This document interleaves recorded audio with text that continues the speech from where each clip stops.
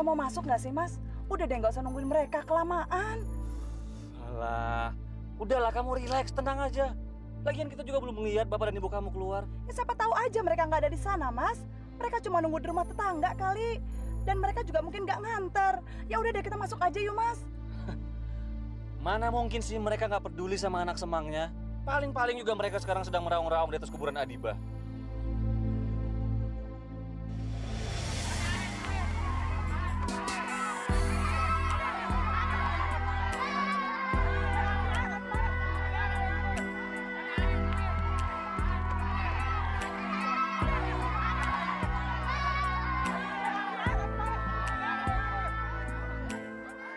Subhanallah, begitu warga telah mendapatkan airnya, maka mata air pun mengecil sendiri.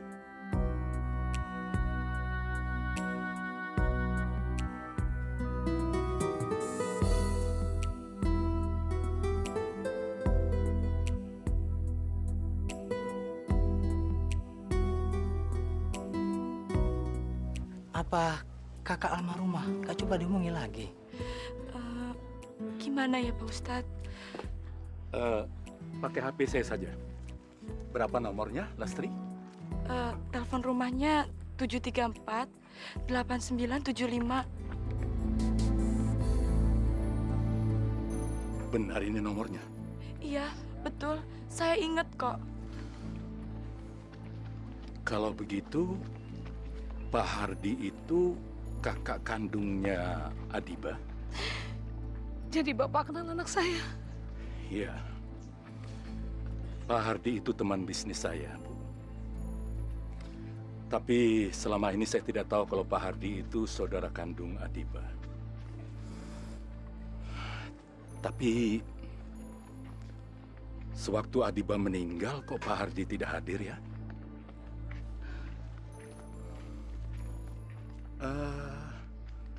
Apa Pak Hardi ada masalah sama Adiba?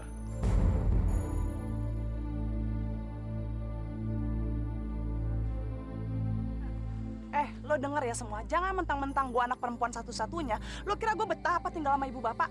Lo kan tahu dari dulu gue nggak pernah deket sama ibu bapak. Lu aja yang perempuan gak bisa deket sama orang tua, gimana gue berdua sebagai laki-laki? Lu kan tahu, dari kecil sampai gede begini, gue itu udah hidup mandiri. Gue nggak pernah tergantung sama tuh orang tua, ya kan bang? Ya sudah, kalau begitu, si tua bangka itu biar tinggal sama si Reni. Enggak, nggak mau, enak aja. Udah. Kalau kita memang udah nggak ada yang mau ngerawat ibu dan bapak lagi, kita serahin aja ke pantai jompo.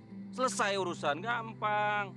Itu semua kan pakai duit, Mas. Aku udah nggak mau lagi ngeluarin duit buat mereka.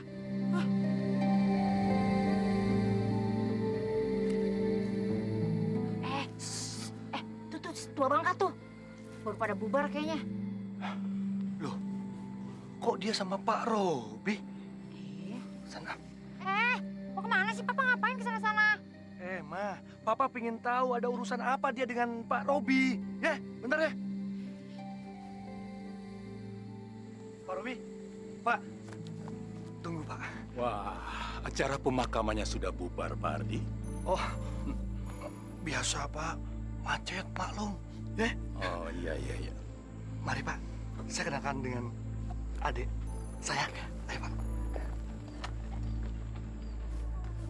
Pak Robi. Iya. Kenalkan ini istri saya. Oh. Iya. Sayang. Dan ini kakak-kakaknya Adiba.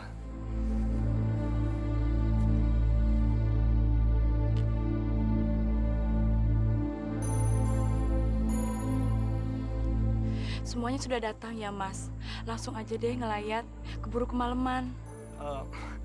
Jadi Pak Robi sudah kenal dengan adik saya? Dia sudah saya anggap sebagai saudara sendiri. Dia orangnya baik. Dan saya merasa bangga punya saudara seperti dia. Pak Robi yang telah memberikan rumah buat Adiba.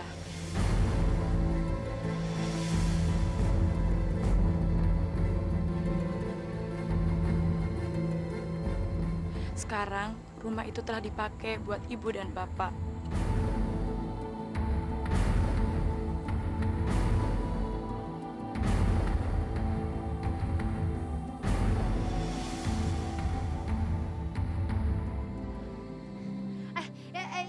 kita cepetan yang lain yuk, keburu Iya, ini iya, sore. ayo, Yuk, Pak. Ayo, Pak. Silakan. Ayo dong, Mat. Ayo, ayo. Ayo. Yuk, cepetan. Ya udah, Pak. Mendingan sekarang kita aja yang rawat Bapak sama Ibu. Ya, Bang? Aja. Gue kan anak perempuan satu-satunya, gue dong yang lebih pantas.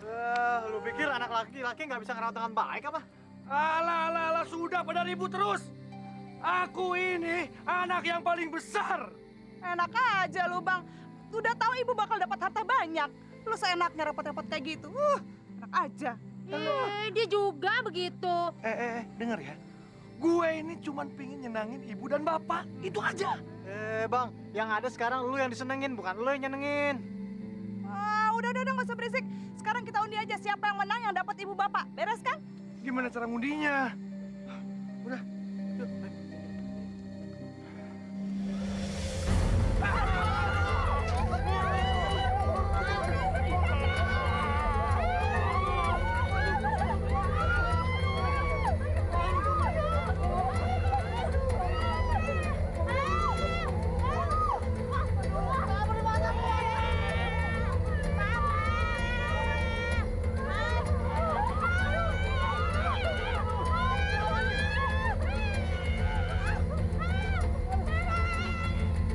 Menarik ya, apa yang kita saksikan tadi, sebuah happy ending. Seseorang yang harus berjuang menjaga kehormatan diri dan keluarganya, akhirnya mati dan tetap menyisakan kebaikan pada orang tuanya. Bahkan kuburnya pun tetap memberikan manfaat bagi alam sekitarnya. Dalam kumpulan hadis-hadis yang sekarang begitu banyak, begitu mudah kita jumpai sarananya, baik dalam bentuk kitab, dalam bentuk buku, atau dalam bentuk CD, saya pernah baca sebuah hadis. Najasyi, Raja Negus, Raja Ethiopia, yang bukan Muslim, yang Kristen, tapi raja itulah yang menyambut kedatangan hijrah umat Islam pertama ke Ethiopia. Dan setelah sang raja meninggal dunia, para sahabat Nabi menyaksikan kuburnya di malam hari pun masih memancarkan cahaya. Nabi Muhammad SAW lewat di sebuah kuburan, dan Nabi mendengar orang yang berada di dalam kubur itu dalam keadaan tersiksa. Lalu Nabi mematahkan ranting dan menancapkannya ke kuburan, dan dengan itu beliau gunakan syafaatnya untuk memberikan setidak-tidaknya menghentikan siksa kubur. Jadi memang betul, meskipun setelah tubuh biologis ini mati, yang menjalani kehidupan berikutnya hakikatnya adalah roh. Baik siksa maupun kesenangan dialami oleh ruh. Tapi dalam masa alam kubur, sebelum masuk alam barzakh, sebelum masuk alam akhirat pasca kiamat, apapun yang terjadi pada ruh terefleksi pada tubuh yang ada di kubur. Maka nampak kuburan-kuburan yang busuk, bau, tetapi juga ada kuburan-kuburan yang kita pun melihatnya senang. Bukan semata-mata karena penampakan lahiriahnya yang indah. Namun jangan lupa, tetap saja Rasulullah SAW melarang kita berbuat syirik. Bisa terjadi dalam pengalaman hidup sehari-hari, kuburan orang-orang soleh menampakkan kemuliaan. Ada cahaya yang memancar, ada aroma keharuman yang semerbak, tetapi jangan sampai berubah iktikad, menjadikan kuburan sebagai objek sesembahan. Maka Rasulullah pun melarang orang secara sengaja sholat menghadap kuburan, atau sholat secara sengaja di atas kubur. Tapi bukan berarti sama sekali kalau ada masjid, lalu di bagian depan dari masjid itu ada kuburan, maka kemudian kita berbondong-bondong meninggalkan masjid itu, tidak mau lagi sholat di masjid itu, dengan dalih tidak boleh sholat kalau di depannya ada kuburan. Yang dimaksud oleh larangan Rasulullah SAW, jangan sholat menghadap ke kubur atau di atas kubur, secara sengaja kita mengarahkan sholat kita kepada kuburan itu. Sebab kalau kita atau Anda pernah ke Masjid Nabawi di Madinah, Anda semua akan tahu, kubur Rasulullah, Abu Bakar dan Umar ada di bagian depan, dan sangat mungkin puluhan ribu orang yang berada di sebelah belakang sholat menghadap langsung ke arah kubur itu. Namun iktikad akidah harus dijaga. Kita sholat bukan untuk menyembah kuburan Nabi Muhammad SAW, kuburan Abu Bakar dan Umar, atau kita tidak boleh sholat dalam rangka menyembah kuburan-kuburan para wali manapun. Sholat itu untuk menyembah Allah.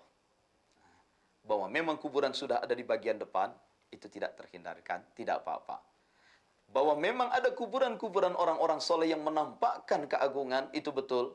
Tapi tidak boleh sampai mengubah akidah kita, lalu menyembah dan meminta-minta kepada kuburan itu. Memintalah kepada Allah. Allah Maha Pencemburu. Dan Allah akan sangat cemburu kalau ada hamba makhluk meminta kepada selain Dia. Jangan berbuat syirik. Selamat melanjutkan pekerjaan kita semua. Assalamualaikum warahmatullahi wabarakatuh.